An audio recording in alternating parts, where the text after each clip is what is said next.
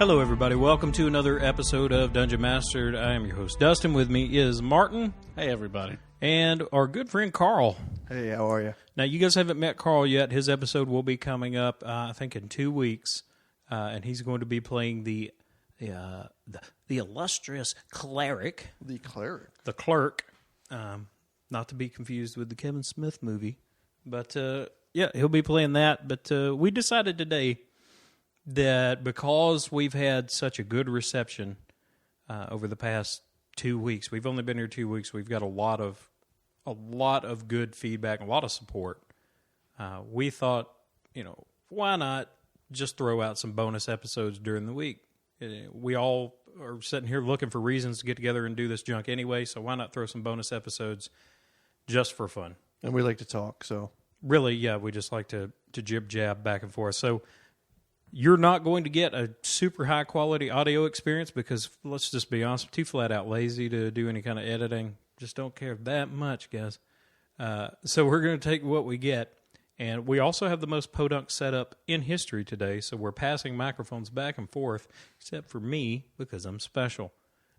So what we're going to talk about today, the podcast is called Dungeon Mastered. And we've all, at some point, been the DM of a campaign. And one of us is a little bit more than the others, but we've all, at some point, we've all done that. So I thought, why not talk about that and just throw out some tips to anybody who might be doing this for the first time, who has played before and just never been a DM, or who has never played at all. And then for those folks who have been DMs, maybe you hear some advice that you never thought of before, works out real well for you. So we'll start with Carl, since he is probably the foremost authority of our group anyway. So in your opinion, Carl, what are some of the core things that a DM needs to know? Yeah, no problem. So, first off, I sort of fell into DMing because everyone in the group had sort of an idea of a character they wanted to play. So it sort of left me by default as the DM. And being the youngest, I made a lot of mistakes along the way, for sure. But I think the key with being a DM is, honestly, when you bring a vision of what you want the game to be like, you can't hold to it too firmly. You've got to let the players dictate. They're the ones. You have to set aside your vision some of the times. You have to have an overall story arc, but you have to be flexible, because ultimately, and I've found this to be true, if you want the players to struggle, if you want them to be in danger all the time, but that particular player wants to be the hero, he wants to be heroic, he wants to wade through all the monsters with no problem, your vision of what the campaign's going to be like is going to clash directly with his vision of what that's going to be like, and then you're probably not going to get very far in the campaign. So I think one of the things you need to evaluate just getting started is does the player want to have a challenge? Does the player want to be in a hard spot? Do they want to do they want to struggle? And you would think, well, every player wants to struggle, but that's honestly not true. So being a little older now and looking back, you really have to kind of tailor your idea of the flavor of the game towards your players, more or less. Now, that doesn't mean that you can't do your own thing. It just means that you need to keep in mind sort of the morale of it. And I think for our particular game, we wanted to be heroic. So the players wanted to be put in a tough spot, but when they were in town and they were at the inn, they wanted to run the inn. They wanted to be the big man on campus in that inn. They wanted to push around the townsfolk, and they wanted to pinch the barmaids. That was the flavor of that. And so and sort of, you didn't want to get pushed around as the DM, you wanted to push back, but honestly, that's what the players were enjoying. So I've heard it described as trying to wrangle cattle. Right. You're trying to give them a general direction, but occasionally one's going to get off, and and go a different way. So you have to guide, but you have to be fluid. I've never wrangled cattle, so those of you who wrangle cattle and are just sitting there like, look at this idiot talking about that. He has no idea what he's talking about. Sorry, bro. Continue. No, I mean, and that sort of bleeds into, I guess, the next thing. If you're the DM, the other thing that I would do is I would sit like by myself on the off weeks, and I would like plan this elaborate campaign, and I would have exactly what the players were going to do. They're going to go here, and they're going to go to this door, and then they're going to open it, and then there's going to be this epic battle. And then they're going to go to this next door. And like what would happen is like the first thing out of the gate, they would like bypass the entire dungeon. And you're like, why did I spend 3 weeks of work on this, catacomb, and then be like, well, no, we actually just want to go fight some kobolds over here. We think that's going to be more fun. So don't over prepare. Like, I think it's much better to have like a stubbed out structure. And then you really got to you got to be prepared to work on the fly. Now, that's not saying that your arch villain should be a question mark. Your arch villain, you should probably have an idea of who like the main protagonists are going to be. And you should be probably prepared with who is going to be directly in conflict with the player characters. But at the same time, don't over prepare, because unless they're preparing, they're going to go in a dungeon. And they're going to slog through that thing, and like they're going for the loot. They're going for the dragon at the bottom of it. Don't keep it fast and loose. And I think as you get a little older, it's easier to do that. You can kind of take your ego out of it, and you're not going to try and pigeonhole the players into that, because you're like, well, no, I know you want to go kill these kobolds, but I got this thing planned out. You're going over here. Like, I'm going to now be the DM. I'm going to abuse my position of power and make you go to what I wanted you to do, and that's no fun for anybody. Let's talk about that, because I distinctly recall that being an issue in our group, mainly because your brother was one of the players, and at those times when you had to flex the DM muscle and say no, how do you handle that kind of conflict between the player and the DM? Well, I mean, it's certainly ended countless campaigns, I'm sure, right? I mean, I bet there are plenty of table flip moments, if you will, if this was a Monopoly game, that's when the board gets thrown over, right? I mean, obviously, him living with me, he couldn't get. I mean, who else was going to DM, right? So that we had that kind of going for us. Eventually, everybody would cool off, and we would get over it. But, you just it requires a certain maturity for sure. I think you're just going to have to handle it with tact. And again, like I said, as a DM now, know the flavor of your group. Know that what's the ultimate point is to have a good time. So set aside your ego and let's have the not to be a pushover, but make them pay for it later on, right? I mean, that's right. The best way. Because the guys we were playing with they would figure out these like clever things that I hadn't thought of being younger, and that would be so frustrating. Be like, why didn't I take that into account? And it would be more of a frustration thing. But now I would just be like, okay, I'm going to put that one away. I'm going to put that aside, and it's going to get you later. Don't worry about it. You can win the battle, but remember, the war is the entire monstrous manual, right? Yeah. Monsters manual, excuse me. No. What they short it now? Yeah, I thought it was Monstrous manual, and then I thought it was Monsters manual, and apparently now it's Monster. It's now Monster manual. Yeah. Pretty soon it's just going to be Moman. So, Martin, sorry. I'm not going to edit that out. We'll just file that one and then don't do it again. So, now, I know there have been a handful of times that we've played. You've mostly been a player in my experience. But I know there are a couple of times that we've let you take the reins as a DM. In your experience as a DM, what are some of the things that you have to keep in mind? Well, I would say in our group specifically, you've got to know the rules better than all your players know the rules, because the biggest thing that will bog you down, and we've all experienced it.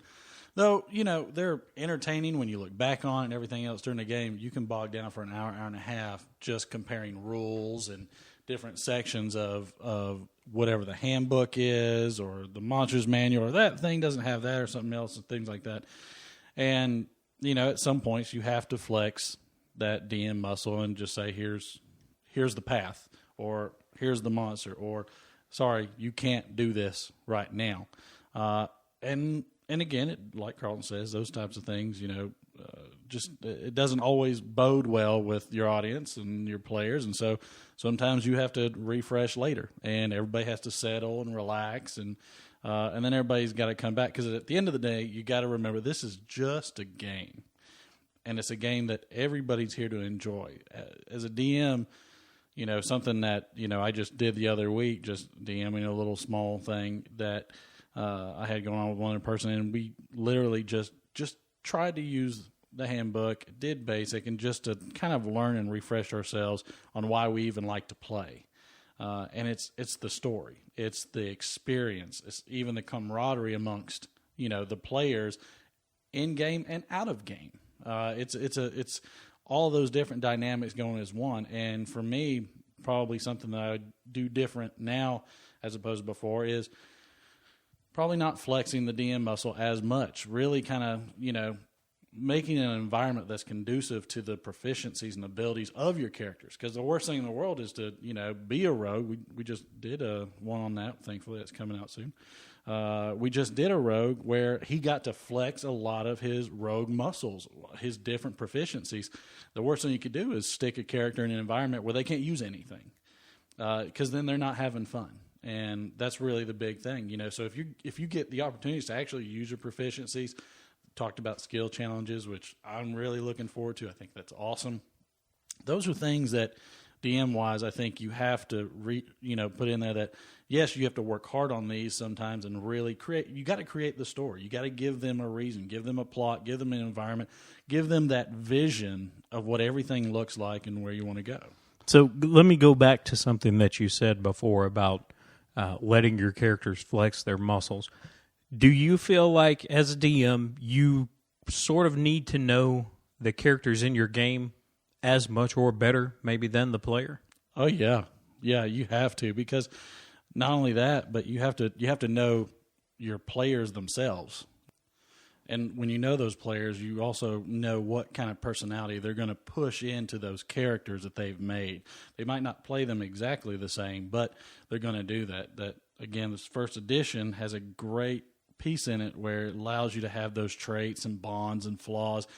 And I think even in those situations, you're probably going to play that character a little differently, because if you do it random and do something you wouldn't necessarily pick, it really gives you the ability to say, okay, let me try this character out a little bit as well. And now, flex. As part of the character creation, do you like that part of creation is picking from these lists of flaws and backgrounds rather than creating your own? I do. I really like it. One of the things that I like versus what I normally would do is I like the randomization, almost like your ability scores. I like having something that's not necessarily going to be what you want, but something that you can play and have a little additional parameters as well. What about you, Carl? What do you think about that? Yeah, I mean, I definitely like having. I would pick from a list. I mean, as a player character, at least, I sort of know my range of role playing, and I know my tendencies is what I'm going to come back to. So I try and stay a little safer. Like, some people love to just let the dice determine everything, and then they're going to just like play that character sheet. I'm just not that good. That's really all it comes down to. Is like at the end of the day, you always try and limit your metagaming anyways. So I feel like if I can match my character to my personality, it makes it easier for me to not metagame. But at the same time, like the cleric that we rolled up, as we'll get to it later, but like, he was terrible at speaking, and hopefully that will, that was what I tried to role play. I'm not, Trust me, when the podcasts come out, people will agree. Yeah. No, I mean, that's the thing. I mean, I was really trying to, I was like, this guy doesn't know how to talk to people. So how can I role play this? And it was terrible. I think my role play was awful, but it was like, all right, this is this character's flaw. And that's about as far out as I could go on the role playing side. I've always been a DM, so. Yeah, and to me, I think it's handy to have. See, I'm conflicted about it because as a player, I like the ability to be creative and come up with my own backstory, my own flaws, and just role play them as I see the character. But from a DM standpoint, it's very handy to have that table in the book, and so when that person rolls up their character and they take those flaws, and that background, you've got this information, and the fact that it plays into your skills, kind of, that's handy too. Some people, say for example with the rogue, having a noble background, you get some history increase in your skills, and that just makes sense. If you're a noble, you're probably more educated than just a commoner. So that's as a DM, it's good to be able to see that and hold people to it. But lets them rise to the occasion of that flaw. It's recorded on your character sheet. Let's let them rise to that occasion. Let's let them model their role playing after what they've set. So now we'll hold you to it. So, and if you want to give out bonus XP for good role playing, there you go. How well did you stick to what you've recorded? Now, one other thing I wanted to ask you guys, Martin, I know that you and I kind of we're cut from the same cloth when it comes to creating a campaign. We tend to do a homebrew world, and then we'll drop a map and we'll come up with this big topography of the world. We'll build this environment, and then we take it that one step and we start to write out this history. We Tolkien that junk. And we go so in depth on things. Do you feel like sometimes that's a hindrance to a game when you go a little too in depth, or as opposed to an already built world like Forgotten Realms or Dragonlance? Or I think that's a good question. I think one of the biggest things as a DM is you want to create something unique. You want to be different than all the other DMs that you've played with. You want to do something different than Kryn, Forgotten Realms, and all those different types. Planescapes, Greyhawk, Star. I mean, there's just slews of them. And at some point, you got to think, am I reinventing the wheel? Am I more focused on what I want to create as a world that I want my players in? Or am I going to focus on more of what my players want to do and what they're going to gain out of this story and things like that? Kryn, you had the moons, which dictate a lot of things. That's a hard environment to play in sometimes. We've done it. We have those old edition books on it. Forgotten Realms, much easier, but humongous. And so unless you've memorized everywhere where to go, you don't know how to even navigate most of it. There's just so many different dynamics. So I think as a DM, if you want to do something, find something that's kind of unique, just small. It doesn't have to be big, but just something that's slightly different, and then don't reinvent the wheel on everything else. What about you, Carl? What are your thoughts on that? Well, I think it often comes down to your time commitment, really. I mean, ultimately, if you're going to pick up a game for a weekend and you don't have any time to prepare, that's why Forgotten Realm exists. Boom, we're ready. Let's just roll up some characters. But I think a lot of my enjoyment on the off time as a DM, that's where you would flesh out your world. And I think we would only get together and play once a month or so. So, I mean, we had a lot of time to sit there and imagine and create and really go in and flesh out that homebrew world. But if your time is limited, I mean, that's what they're there for. Someone has already spent there. And if you can there's plenty of flavors. You can find one out there that fits with your vibe and fits with the campaign you want to run. And like Martin just said, tweak something, right? I mean, if you, the nice or the nastiest thing you can do as a DM is take something that the players think they know by metagaming and making it untrue or changing it, because they're going to come into it and they're going to be like, I already got this cold. And then you're just going to rock their world. And you know what? When they complain about it, be like, are you metagaming? Because I never told you that. That's not, you might have read that, but you shouldn't have been reading that. That's for the DM, so it's. Yeah, you may know that your character doesn't know that, man. Your character doesn't know. Exactly. So, I mean, if you got a lot of time, roll up that homebrew. You're going to enjoy it almost as much as the campaign as a DM, I think. But that goes down back to what I was saying before. Don't go down the rabbit hole too far, because your players might not ever want to reach that mountain range that you have painstakingly drawn out on your topography. They might not ever reach that mountain range. So yeah, and with skill level too, I think a comfort level as a DM, that probably plays a big part in it. It's a lot easier to buy a supplemental kit with a pre-built world in it than it is to come up with your own. And I don't think that there's a right or wrong to it. I don't think it makes you a noob DM as opposed to a pro DM to go that way. Whatever makes the game the best. That's the core of what I think all three of us are saying. The job as the DM is to make the game fun. It's not to get caught up in the rules. It's not to get caught up in directing them down a path. It's just make the game fun for everybody. But at the same time, there has to be some consequence to actions. Otherwise, it's just you're playing on easy mode. I like this conversation. We'll do another bonus episode. And we'll get a little bit more in depth about playing the DM. But I think that's pretty good for a bonus episode this week. So what we'll do, we'll come back later on. I want to do one quick announcement. We have been joking on previous podcasts about people posting on our non-existent forums and sending it to our non-existent email. Well, that's no longer true. We do have a website. It is dungeonmastered.com. You can go there. You can pull up all of the episodes. They're all hosted there. We have a blog between all of the players and myself who we can post whatever we're thinking of. We will run contests from there. We've got a contest in the works to give away some T-shirts to folks who got there and hoof it up and get us some notice. We're also on Facebook, Dungeon Mastered. You can get on Facebook. You can like us, send it out to your friends. We also post things on there. And then Twitter. We also have a Twitter account at Dungeon Mastered. We were very lucky with the names, I think. ED, Dungeon Mastered. Yes, ED, Dungeon Master Dungeon Master ED, as in the past tense. This dungeon has been mastered. But please, go there, check us out. Also, we want to thank you for your reviews on iTunes. Gotten a few 5-star reviews. That's very, very generous of you. That helps out a lot, and we really appreciate it. But I think that's what we'll go with today. For Martin and Carl, I'm Dustin. We'll see you next time on Dungeon Mastered.